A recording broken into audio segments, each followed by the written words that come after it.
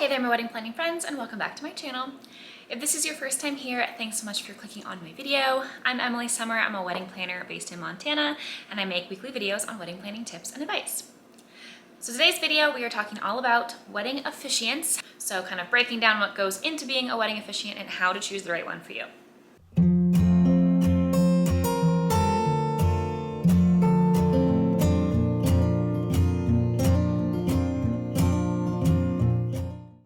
Your wedding officiant is a key player in your overall wedding and wedding ceremony, as they not only run the entire ceremony and make everything official, but they also make everything legal. So you want to make sure that you are understanding the process of choosing your officiant and make sure that you are choosing the right one for you. So first, let's talk about the different types of officiants. So you basically have four main types. You have a religious or spiritual leader, a judge, a private officiant, or a friend or family member. So four main types. Now, when it comes to choosing your officiant and choosing from the four different types, it's going to be largely dependent on the type of wedding that you want. So obviously, if you plan to have a wedding in a church or if you want to have a religious ceremony, then you are most likely going to be choosing from that religious or spiritual leader category. If you do not plan on having any type of religious ceremony, if you're having a secular wedding or a civil wedding, then you can kind of choose from the remaining types. So you're going to have the least amount of flexibility if you plan on having a religious wedding or a courthouse wedding. As likely, those that will be officiating your wedding will be kind of just assigned to you by random. You won't really have any particular type of say in that unless you are choosing from your particular church that you are a member of, and maybe there are multiple pastors and you can choose from them. But overall, you'll have the least amount of flexibility with these options. And on the flip side, you will have the most amount of flexibility going with a family member or a friend. So when it comes to having a civil or secular wedding and being able to essentially choose whoever you want to officiate your wedding, they just have to be ordained and registered with your state.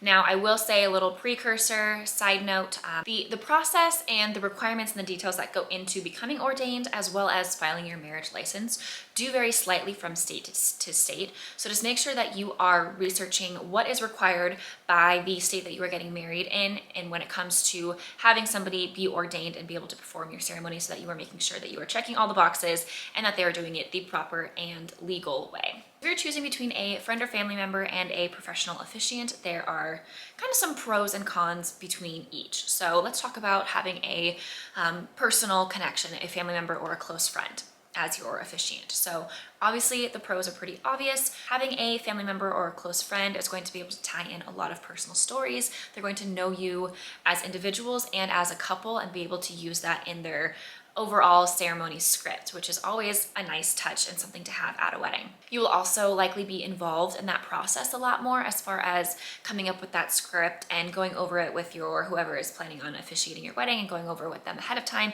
and having a pretty good sense of what's going to be said at your wedding. Some cons, however, are if they are not a professional, this might be the first time they've done that, and maybe they aren't as comfortable on a microphone as somebody that does wedding officiating pretty frequently. They might stumble a little bit through the words or stumble through the process, or maybe forget a key phrase or go out of order in the ceremony order. So just a little bit riskier if you are planning on having just a friend or family member officiate your wedding. That being said, if you really want to go this route, just make sure that you are choosing somebody that is confident speaking in front of lots of people. Make sure that they are comfortable on a microphone. Make sure that you are going over the ceremony script with them, that you know kind of what's going to be said, and that they are very familiar with the order of events, and then make sure that you're going through all of that at your wedding rehearsal as well. Now, choosing a professional officiant and hiring from like a private company that does wedding officiating is going to, obviously the pros are they're professionals, they're going to know exactly what they're doing, they're going to have a script already prepared, they know the order of events, you know that they aren't going to forget anything or stumble through the process at all, and you can kind of just let them take care of the ceremony aspect of your wedding, and it's going to leave you with a lot less work to have to do as far as coming up with the script and assisting a friend or a family member in coming up with what to say, and make sure that they have the order of the events and like the vows, the rings, and knowing what comes next when it comes to the wedding ceremony. You can kind of just pass that off to the professional and know that they will take care of it for you. as well as know that they will take care of what to do after the fact. So if you are having a private, like personal family member or a friend officiate your wedding, you want to make sure that they are responsible enough to know what to do after the wedding, because you do need to get that marriage license filed with your state and with your county to make sure that you are actually becoming legally married. So that's a pretty important aspect of being a wedding officiant, is making sure that you are following through and taking care of all the legalities that go into performing a wedding. The cons then of hiring a private officiant, or just hiring an officiant in general, is it's not going to be nearly as personal as having a family member or a friend perform your wedding. So you're not going to have a lot of those personal touches, personal anecdotes, and have that connection that you would with a family member or a friend. Now, when it comes to hiring a professional, there is obviously going to be cost associated with that. So if you are trying to do your wedding as budget friendly as possible, then having a friend or family member perform your wedding is going to be the most cost effective way to do this, unless you are planning on having a religious ceremony. If you're going to have a wedding in a church or have a religious or spiritual leader perform your wedding, then typically those are also free services as well, especially if you are a member of the congregation. However, it is often expected or encouraged to give a donation to the church or to a charity in exchange for their services.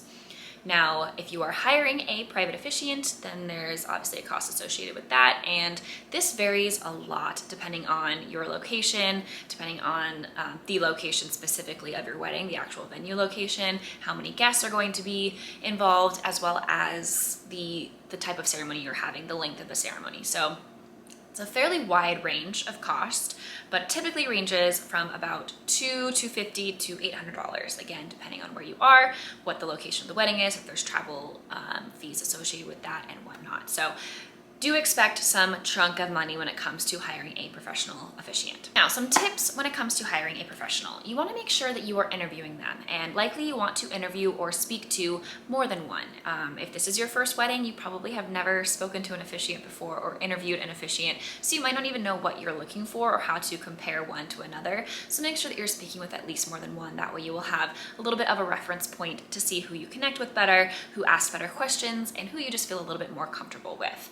That brings me to number 2, make sure that you are very comfortable with whoever is your officiant. Make sure that you feel comfortable speaking with them, they make you feel comfortable, they're asking questions about you guys as a couple, asking questions about you individually so that they can tie in some personal anecdotes or at least feel some sort of connection with you. You also want to make sure that you are doing your research. So if they're a professional officiant, they should likely have a website, they should have some reviews. You want to make sure that you are reading into those reviews and making sure that everything feels good and official and legit before moving forward and hiring them for your officiant. You also want to make sure that they have a very clear speaking voice, that you can assure they will be comfortable on a microphone and that they will be easily understood by your guests. So very well spoken, confidently spoken, and easy to understand are all very key skills that your wedding officiant should carry. And like I previously mentioned, you want to make sure that whoever you are selecting is going to be responsible and organized, as there is some pressure placed on the officiant to make sure that everything is happening legally and filed properly.